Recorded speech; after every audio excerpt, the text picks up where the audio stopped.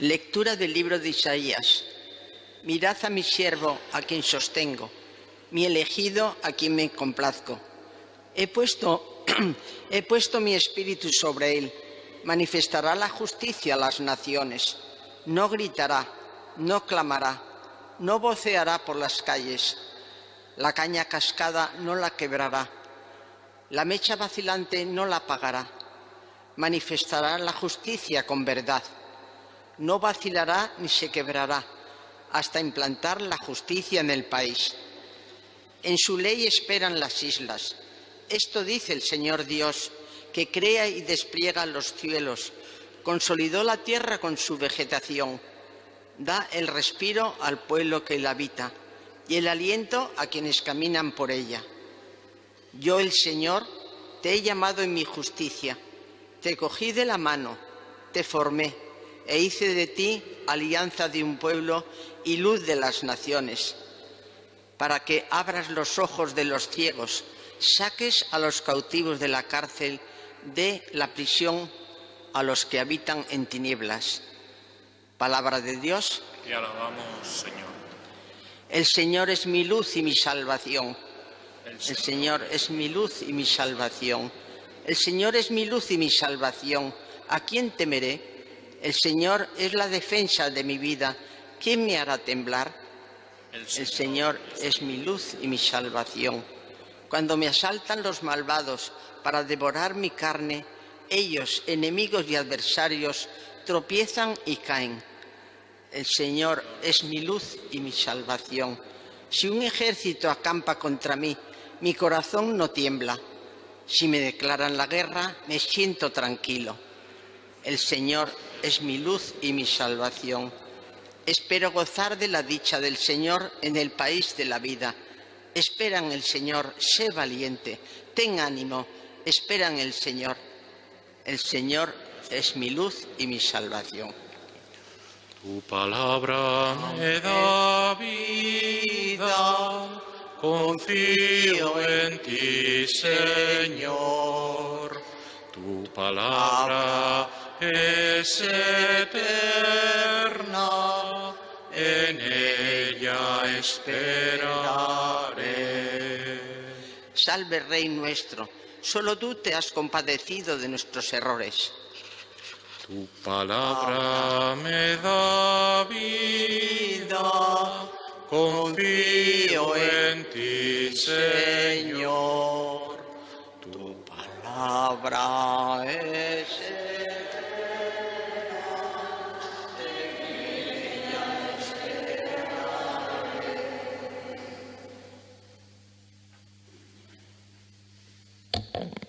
El Señor esté con vosotros.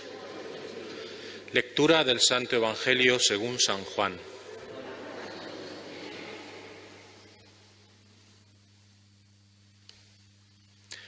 Seis días antes de la Pascua fue Jesús a Betania, donde vivía Lázaro, a quien había resucitado de entre los muertos. Allí le ofrecieron una cena. Marta servía y Lázaro era uno de los que estaban con él a la mesa. María tomó una libra de perfume de nardo, auténtico y costoso, le ungió a Jesús los pies y se los enjugó con su cabellera. Y la casa se llenó de la fragancia del perfume. Judas Iscariote, uno de los discípulos, el que lo iba a entregar, dice: ¿por qué no se ha vendido este perfume por 300 denarios para dárselo a los pobres? Esto lo dijo no porque le importasen los pobres, sino porque era un ladrón y como tenía la bolsa, se llevaba de lo que iban echando. Jesús dijo: déjala, lo tenía guardado para el día de mi sepultura, porque a los pobres los tenéis siempre con vosotros, pero a mí no siempre me tenéis. Una muchedumbre de judíos se enteró de que estaba allí y fueron no solo por Jesús, sino también para ver a Lázaro, al que había resucitado de entre los muertos. Los sumos sacerdotes decidieron matar también a Lázaro, porque muchos judíos, por su causa, se les iban y creían en Jesús.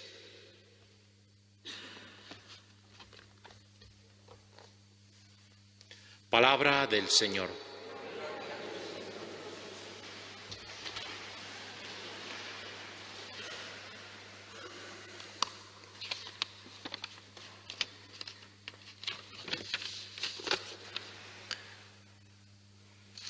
Solo un subrayado sobre la primera lectura, porque durante estos 3 días, lunes, martes y miércoles santo, la primera lectura va a recoger 3 de los 4 cánticos del siervo de Yahvé que recoge el profeta Isaías, porque es una figura especial, un poco enigmática.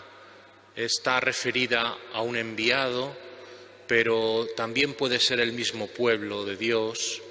Pero la tradición, en definitiva, ha hecho siempre de ese siervo de Yahvé, ha hecho una lectura mesiánica, es decir, que esos son los rasgos que estaban atribuidos al Mesías que había de llegar, y por supuesto la Iglesia ha hecho una lectura, incluso también los evangelistas en algún momento, una lectura cristológica.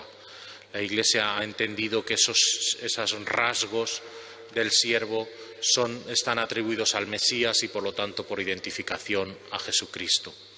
Es curioso porque ese siervo es a la vez elegido, es un siervo que es elegido en que en Dios se complace.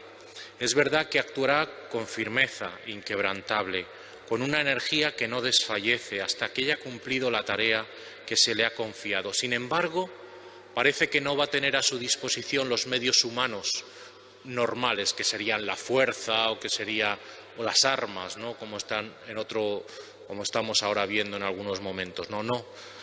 Su fuerza va a venir solamente de esa capacidad de convicción, su fuerza va a venir del sufrimiento, su fuerza va a venir de la entrega, su fuerza va a venir de la debilidad.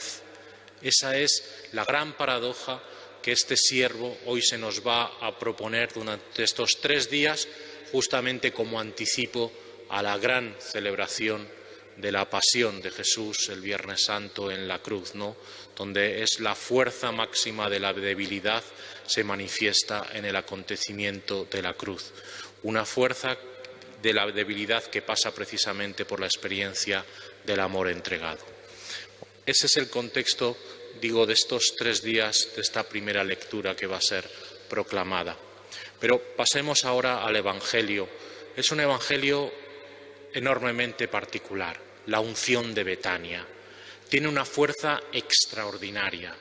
Tiene una fuerza extraordinaria porque es el anticipo y el presentimiento precisamente del final de Jesús. Y hay muchos rasgos dentro del texto que nos lo van indicando. Lo primero, con la primera frase con la que comienza, 6 días antes de la Pascua. Por eso lo leemos hoy. 6 días antes de la Pascua. Además, hay un anticipo también como de esa traición de Judas, ¿verdad? Ya está aquí anticipada la traición de Judas. Está la referencia que hace Jesús a que ese bálsamo tiene algo que ver con su sepultura. En el Evangelio de Marcos es todavía mucho más explícito. Además, también está esa referencia que hace el mismo Jesús a de que no me vais a tener siempre con vosotros. Y luego, finalmente, también hay una alusión a que los sumos sacerdotes, los escribas, los jefes, quieren acabar con Lázaro. En el fondo, acabar con Lázaro para acabar con Jesús. Están anticipando también la muerte de Jesús, querer acabar con él. Así que estamos en un contexto de un gran presentimiento pascual. Todos los elementos se concentran hoy aquí. Se concentran bajo 2 tensiones fundamentales, como dos fuerzas que luchan entre sí. La primera es frente a la actitud de Lázaro, de Marta, de María, de la acogida, de la hospitalidad que le dan a Jesús. Le preparan una cena, también con esa referencia a la última cena, es decir, una referencia de acogida, hospitalidad, cercanía, amor y afecto de verdad, porque Jesús también había expresado su afecto para con Lázaro, ¿verdad? Cómo le quería, dijo cuando le iba a resucitar, ¿no? Le dijeron cómo le quería ante las lágrimas. Bueno, ante esa actitud está justamente la de los que le persiguen, la de los escribas, los judíos decidieron acabar con Jesús, decidieron acabar con Lázaro, el de la hostilidad. Frente a la aceptación y a la acogida, la hostilidad de los que le persiguen a Jesús y le contrastan. Por lo tanto, esa es una tensión muy fuerte que se debate en este Evangelio. Y la otra tensión es la del gesto de María, que está cargado de amor, derroche, generosidad, exceso, si queréis decirlo así. A la cicatería calculadora de Judas, hipócrita por otra parte, ¿no? Esto se podía haber vendido por 300 denarios. Sin embargo, María derrocha todo el perfume a los pies de Jesús. No solo le unge la cabeza, sino que también le unge los pies. Y no solo se los seca con una toalla, sino que se los enjuga con su propia cabellera. Pareciera entonces esa contradicción o esa tensión, ¿no?, entre el amor que es derrocha, que no calcula, que no mide, que no tiene límites en ese sentido, a esa otra actitud de Judas, de la cicatería, de la tacañería, del cálculo hipócrita. Esa es la fuerte contradicción que hoy se nos presenta en el Evangelio. Miremos un poquito más a ese gesto que es el del amor despreocupado, el amor desinteresado por parte de María. La regla de la comunidad de Jesús será la del amor que sabe servir hasta el don de la vida. En el fondo, María también anticipa un poco lo que Jesús hará en la última cena, cuando Él también se ponga a lavar los pies de los discípulos, se los seque con la toalla y luego les diga: haced lo mismo que yo he hecho con vosotros. Hacedlo entre vosotros. Esa va a ser la regla de la comunidad y el testamento de amor que va a dejar Jesús a sus discípulos y a toda la comunidad. Y una frase que yo creo que también engloba el mensaje de este Evangelio es el de cuando María derrama todo el perfume en los pies de Jesús. Dice el evangelista: toda la casa se llenó del olor del perfume. Toda la casa se llenó de la fragancia, del perfume del amor, de la entrega, de la generosidad. Dicen que el amor, ¿verdad?, lo sabemos bien, es difusivo por sí mismo. El amor se expande, ¿verdad?, por sí mismo, porque el amor es multiplicador. La bondad, el bien, la belleza, la generosidad, eso es multiplicador y es capaz de llenar las estancias más grandes. Incluso, ¿verdad?, hoy cuando una iglesia huele a incienso, lo sabemos bien, toda la iglesia queda con ese olor perfumado, el buen olor de Cristo, que es en definitiva el buen olor de la entrega, la generosidad y el amor. Esta es la actitud a la cual hoy nos invita la palabra de Dios. Primero, precisamente a vivir desde la clave de la generosidad y de la entrega, como Jesús lo va a hacer en este triduo pascual santo al cual estamos invitados a vivirlo con intensidad, en la máxima manifestación y prueba de su amor, que es la entrega de su propia vida, con ese derroche que no tiene límites. Y en segundo lugar, precisamente a repetir o a reproducir la actitud de sus discípulos de acogida a la palabra de Jesús, a su persona. Y con nuestro ejemplo y nuestra vida llenar la estancia del buen olor de Cristo entre nuestros conocidos, entre nuestros amigos, entre nuestros familiares.